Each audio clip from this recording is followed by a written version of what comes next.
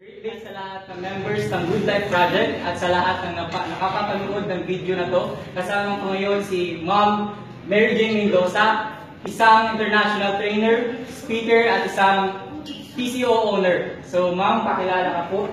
Hello everyone! Welcome ako sa Surigao. Ako na nag-welcome sa sarili ko. So, salamat sa pag-accept niyo rito and hopefully makabalik ulit ako sa Surigao. So Ma'am, ano po yung deepest why niyo bakit po kayo nag-join sa JCP? Well, ang deepest way ko, number one, syempre, yung sa sarili natin. Kanina nakwento ko sa ating product presentation at saka sa ating PSO na mahirap ulit mahirap. So, ayokong mamala ng mga lahi pa ng henerasyon ko yung kahirapan. That's why, ginagawa ko ito para sa family ko. At the same time, gusto ko talaga mas marami pang matulungan with the benefits ng ating good products natin organic kasi napakaganda.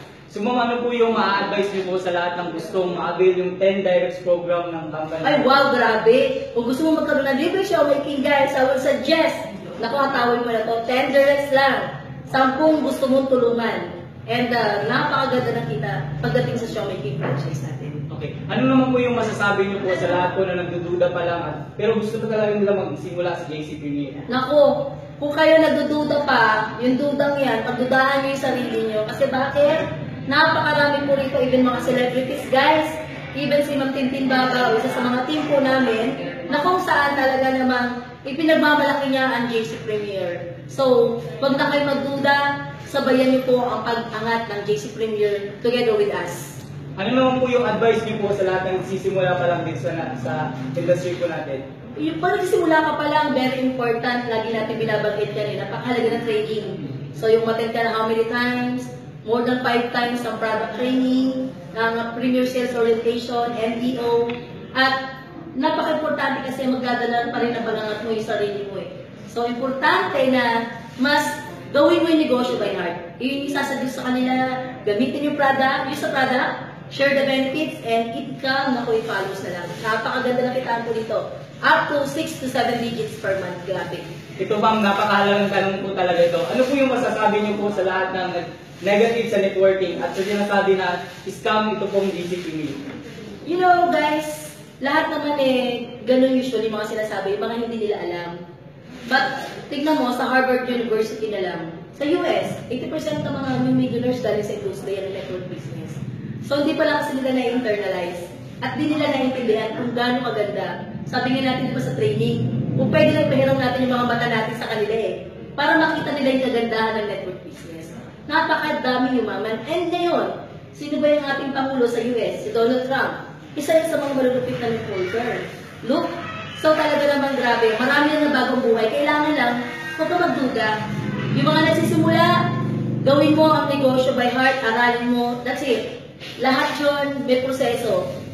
Darating tayo sa pag-angat sabay-sabay kasi isa lang naman ang phase line sa network business yung makuha mo yung maximum level. Ma'am, ano naman po yung masasabi niyo po sa lahat po na members na pero sinasabing mahirap ang network marketing? Wala namang madali. Kahit naman sa labas mahirap din Hindi ba sila mas nahihirapan? How many times silang, sabihin na natin ilang taon na nagtatrabaho sa employment. Diba? Nadadagdag 10 years, 20 years, 30 years ng buhay nila. Hindi ba sila nahihirapan? Maga-maga, gumigising na sila. Uuwi sila gabing-gabi na. Tapos yung family nila, hindi nila ma-enjoy yung oras kasi ubos yung oras nila sa employment. We're not against employment guys, linawin lang natin. Kaya nga lang, sa mga beginner, suggestion ko, mas maganda na magdagdag lang na income. Kasi hindi lang naman ito para sa'yo para doon sa pamilya mo. Yes. Ma'am, ano naman po last message nyo na po, lalo na po sa lahat ng mga OFWs, kasi karamihan talaga members namin ay mga OFWs po. Ano po yung ma-advise nyo po sa kanila? Guys, napakaganda. Lalong-lalo na sa mga OFWs, alam mo, galing ako ng Singapore and Malaysia last October lang. Nakita ko yung mga hirap na mga OFW.